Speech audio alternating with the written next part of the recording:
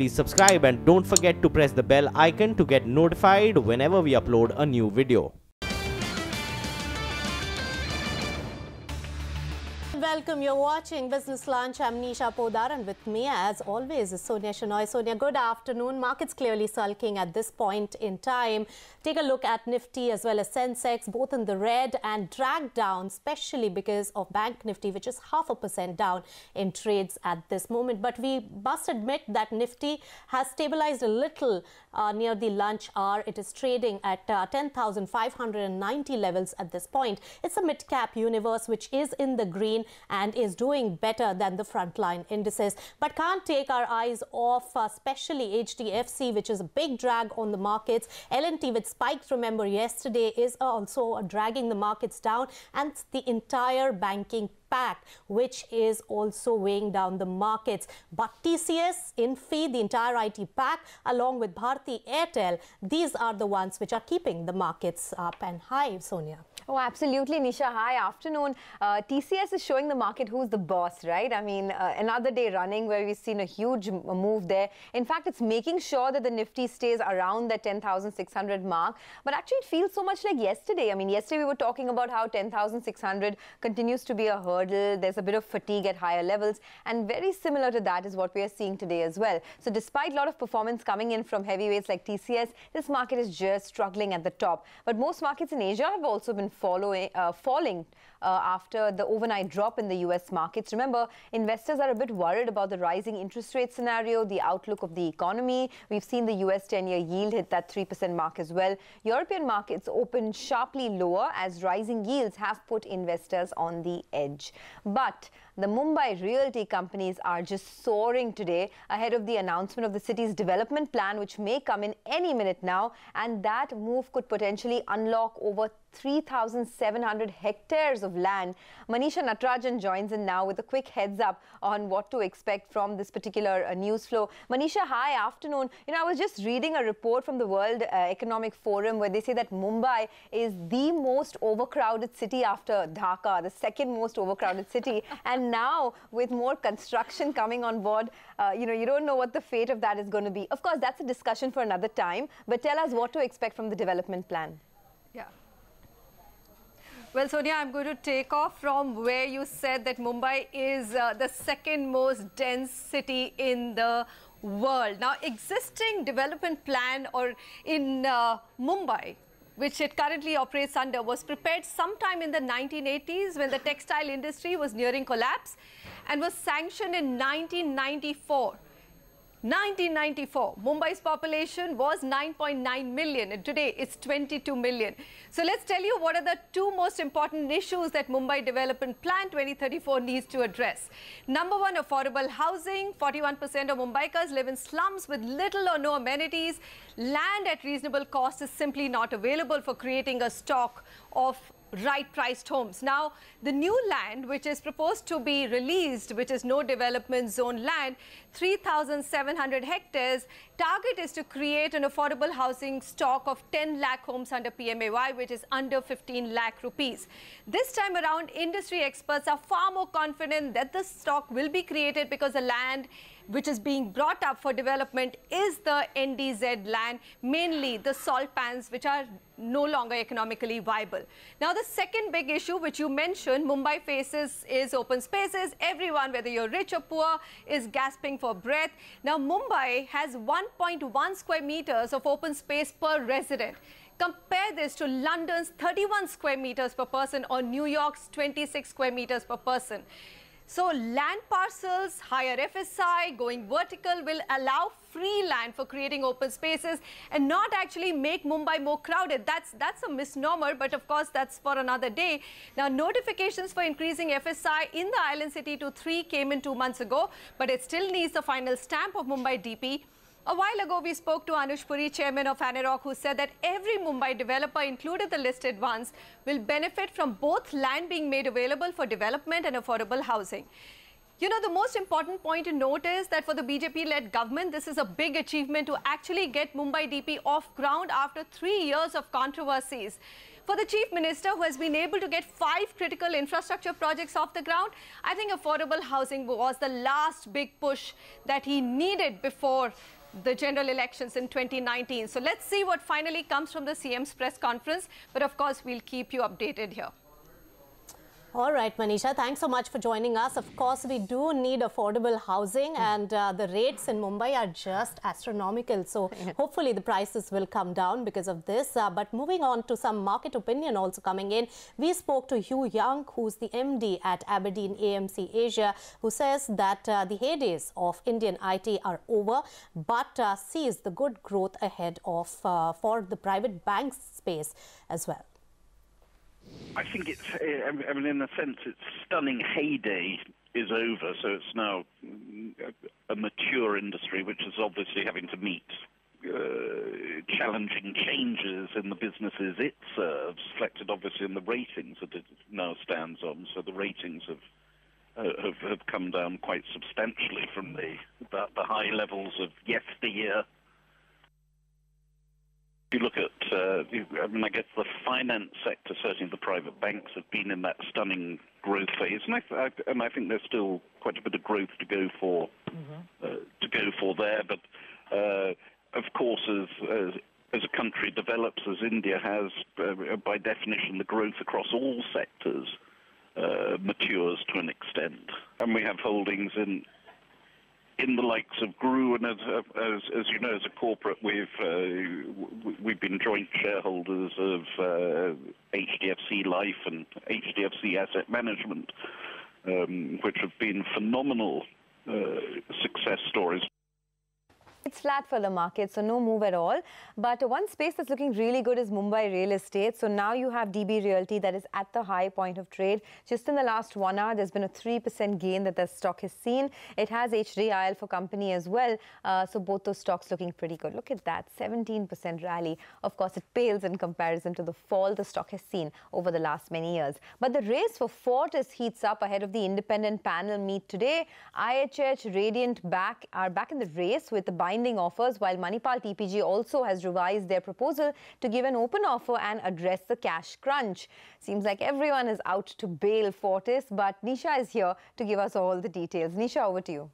So Fortis Healthcare is clearly in a bind when it comes to the bidding war. That's really started and right ahead of the advisory committee meet. Well, Manipal as well as TPG, that offer has been revised, and IHH as well as Radiant have really made it a binding bid as was required to be eligible for this particular war. So 4 bidders at this point. Let's take you through the important bids and what they really mean. First of all, Munjal TPG. Now they have made it much more compelling for the shareholders who had been against this by giving an open offer as a component for the hospital business of Fortis Healthcare. Remember, they have offered to buy private equity players for SRL as well, and they want to buy another 5% to also take care of the cash requirement of the company and have even arranged for 750 crore rupees. So the upfront payment can be about 1,000 odd crore rupees, and the stock implied valuation is 160 rupees per share. They also have a right to match the winning bidder. Now let's go across to the second one.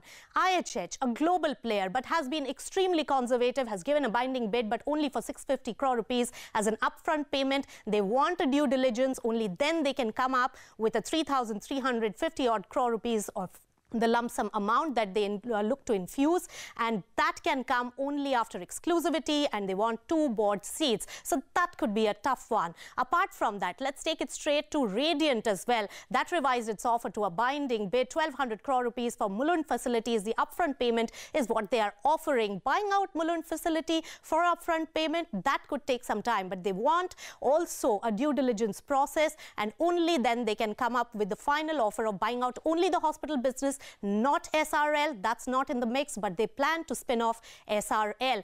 But their implied valuation per stock is higher than others. Now, Munjal Burman sitting tight with their binding offer, do not require due diligence process. 1,500 crore rupees has been offered, and upfront payment of 750 crore rupees, and they have offered in 2 tranches in preferential allotment and warrants. Preferential allotment at 156 rupees per share, and also the preferential warrants at 161 rupees 60 paise per share. So these are the 4 bids that the advisory committee will be taking up. But apple to apple comparison, and let's pull up that particular chart in terms of the stock prices of each one. That could be a defining factor when it comes to the shareholders. Of course, the structure is going to be very important, but the time taken, remember, for a cash crunch, Fortis Healthcare, which really wants a new buyer quickly, even due diligence requirement is going to be important, where Manipal, TPG as well as Munjal Burman do not want, while the other 2 bidders clearly want. It could be tough to really come up with a solution and the final answer by 26th of April, as has been decided. Let's see what the advisory committee today decides and therefore advises to the board of Fortis Healthcare. Okay, thanks a lot for that, Nisha. So that story, that's an evolving story. I don't know when we'll see the end to that, but today we'll get to know some more details. But moving on to some corporate action now, ICICI Pru, that really is the stock of the moment. It reported a very good set of numbers. As we all know, there was a positive surprise seen in the value of the new business margin. After the big rally yesterday, it puts on some more weight, up 5% today. Let's hear out what the management of the company has to say about the future. We believe on a long-term basis, India offers great opportunity on the savings side as well as protection. Savings largely on the back of financialization of savings, and protection because of under-penetration. We do believe that the savings business over a longer term will grow ahead of the nominal GDP, and we will grow marginally ahead of that. And that's the view we have been saying consistently, and we maintain with that. We are as excited about this business today as we were a couple of years back. From a shareholder perspective, we are focused on increasing the value of new business. As I mentioned, we had increased it significantly during the course of the year, and this will be a function of product mix and growth. All right, massive brokerage upgrades coming in post those numbers. But on the flip side, Persistent Systems reported a weak set of earnings. The dollar revenues actually declined by 4.5%. The profit slipped over 19%. Let's hear out what Anand Deshpande, the founder of the company, had to say on the future potential for business. This was a quarter-on-quarter dip of about 4.6%, and we ended the quarter at $116.95 million. Most of it was because of an IP event that essentially what happens is that we are working with partners who have a calendar year for their calendar year. And when we look at the numbers for Q4 as compared to Q3, those numbers are significantly lower, which is what the dip was. When we look at the calendar 19 for our partners, the numbers still look quite good for them. And we expect that some of the dip that they had in the Q1 of their first quarter of calendar should be able to recover as we look at the rest of the year. Stock of the moment, actually the stock of the day so far has been Bharti Airtel. It's gained almost 4% today.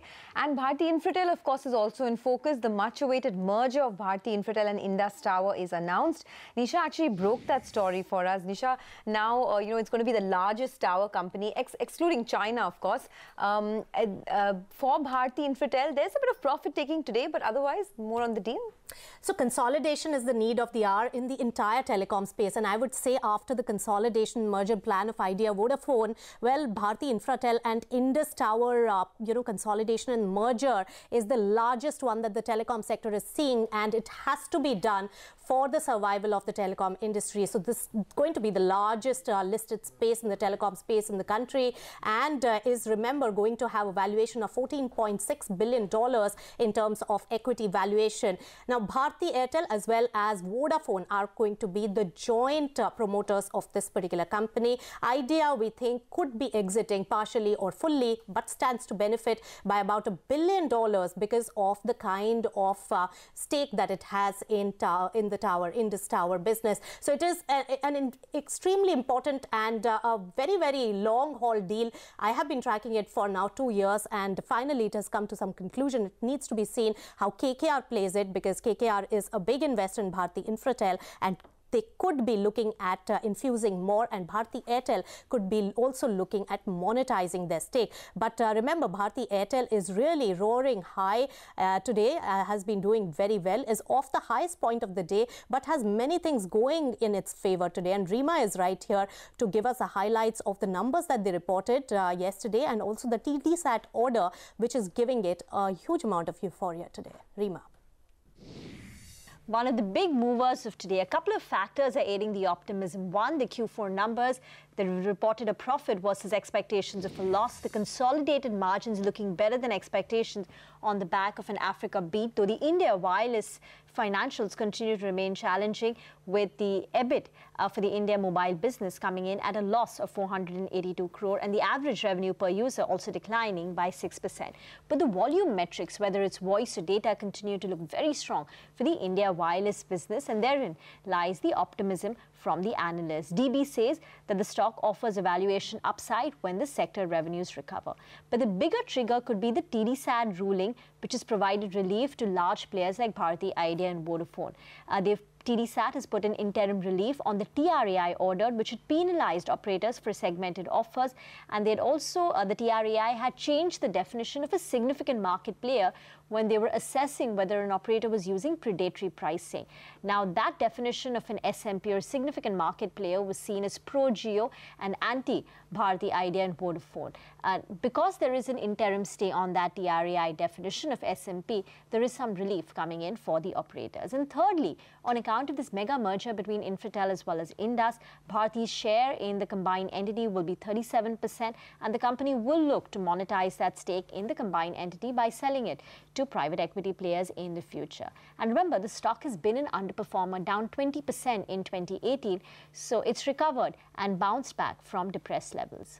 Okay, thanks a lot for that, Reema. Those are some key takeaways coming in from the MMRDA. I think the most important one for me so far is that no construction will be allowed in ecologically sensitive areas. I know this has nothing to do with business, but you know, Mumbai has lost almost 40% of its green cover over the last 2 to 3 years. And it's important that and with the metro coming on board, more trees have gone. So it's very important that, you know, these steps are taken to not allow construction in ecologically sensitive areas. So that particular press conference will be extremely important to watch out for, because they'll be also opening up huge land parcels for Mumbaikars as well. But keep an eye out also on the markets. The midcaps are about 0.23% up, and the bank Nifty has also perked up and is recovering, and Nifty 50 is almost flattish but in the red at the moment, and Sensex is in the green. So markets